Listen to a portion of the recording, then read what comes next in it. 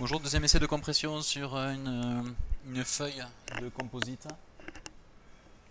Donc on réalise toujours cet essai sur des plateaux auto-alignables avec un RA de 0,01 polymiroir. On va vérifier au préalable que la force de rotulage soit absolument insignifiante sur l'essai.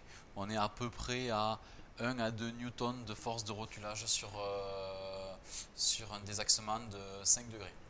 Donc sur un essai qui se termine à 6, 7 ou 8 kN, on a bien la fonction auto-alignable qui se fait.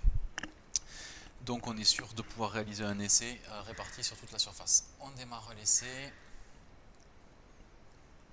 Okay, toujours une séquence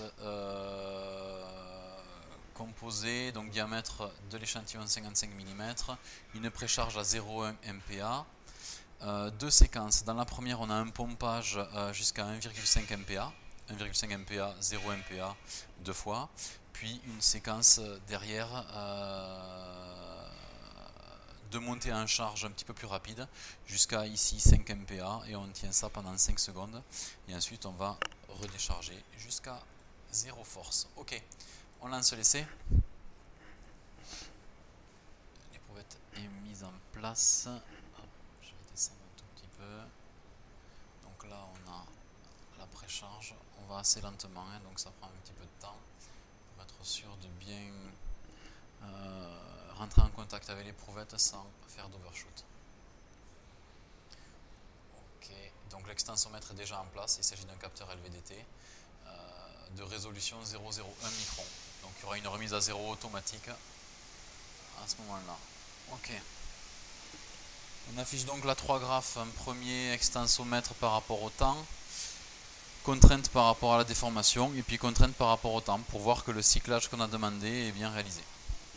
Donc on aura quelque chose de très propre au niveau de la contrainte. En revanche, le comportement du matériau est complètement pas élastique du tout.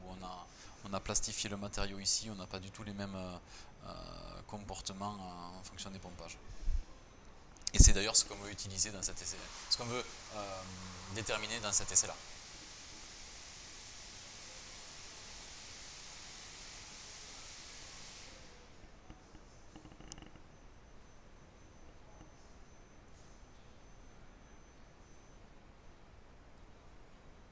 Bon, la vidéo est là pour montrer quelle est la configuration, mais effectivement, voir bouger ici des centièmes de millimètre, c'est difficilement palpable, surtout une vidéo d'aussi loin. Ok, donc là, l'essai est terminé. On peut revenir en arrière et visualiser. Donc j'ai réalisé deux essais, donc bon, je vais directement prendre les deux et aller faire un rapport des deux pour pouvoir analyser la différence qu'il y a entre les deux essais et donc les deux matériaux. Donc là, on a fait un petit modèle Excel qui affiche deux courbes, hein, tout simplement. On a ici l'affichage de l'essai numéro 1 et puis là, dans la deuxième courbe Excel, on peut voir deux essais du même matériau, donc avec un comportement à peu près similaire et éventuellement des petits détails différents. On voit les hystérésis des premiers pompages et le dernier pompage avec un retour à zéro.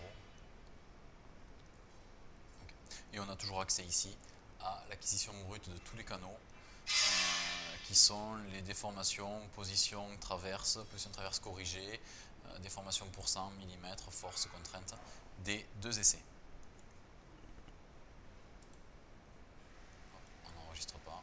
Éventuellement, on peut revenir à l'essai en cours, faire un dégagement et relancer la machine pour un essai supplémentaire. Je ne sais pas si on voit la marque dessus, c'est assez peu visible.